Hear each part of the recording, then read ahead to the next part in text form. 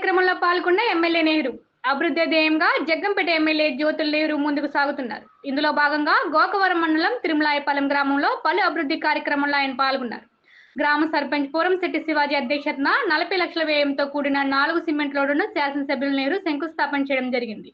గ్రామ ప్రజలకు స్వచ్ఛమైన నీటిని అందించడంలో భాగంగా గ్రామ పంచాయతీ కార్యాలయం వద్ద 3,80,000 రూపాయలతో ఆర్ఓ ప్లాంట్ ను ఎమ్మెల్యే చేతుల మీదుగా ప్రారంభించారు. ముందుగా తిరుమలాయపాలెంలో ప్రసిద్ధిగాంచిన శ్రీ వరహాలక్ష్మి నరసింహస్వామిని దర్శించారు.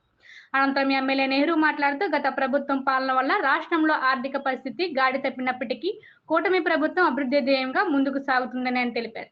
ఈ కార్యక్రమంలో రాష్ట్ర రైతు ఉపాధ్యక్షులు అడప భరతబాబు, జగ్గంపేట మార్కెట్ యార్డ్ మాజీ చైర్మన్ జానపరెడ్డి సుబ్బారావు, తెలుగుదేశం నాయకులు, కార్యకర్తలు తదితరులు పాల్గొన్నారు.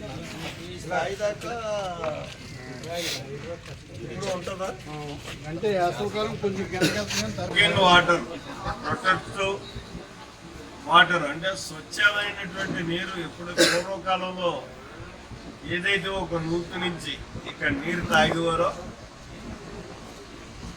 అదే నూతి నుంచి ఇవాళ దాన్ని పరిశుభ్రపరిచి ప్రజలందరికీ నీరు ఇవ్వాలనేటటువంటి ఆలోచనతో గ్రామ పంచాయతీ ఒక నిర్ణయం తీసుకుని దాన్ని ఇవాళ ప్లాంట్ని ఏర్పాటు చేయడం, దాన్ని నా చేతుల మీదుగా ప్రారంభోత్సవం చేయడం చాలా అదృష్టంగా భావిస్తున్నాను.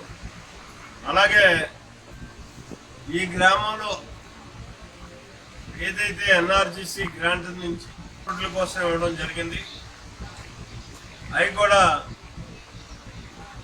ఇవాళ శంకుస్థాపన కూడా చేయడం జరిగింది. అలాగే తిరుమలాయపాలెం గ్రామం అంటే పవిత్రమైనటువంటి నరసింహస్వామి యొక్క ఆలవాలమైనటువంటి గ్రామం. ఆ నరసింహస్వామిని కూడా దర్శించుకోవడం జరిగింది. అదొక అదృష్టంగా భావిస్తున్నాను. అయితే కొండ మీదకి ఎక్కి దర్శించుకోవాలని ఇవాళ భావించాం. మరి కొద్దిగా ఆరోగ్యంగా ఇబ్బందికర పరిస్థితుల్లో ఎక్కలేకపోయాం. మళ్ళీ మరొక రోజు వచ్చి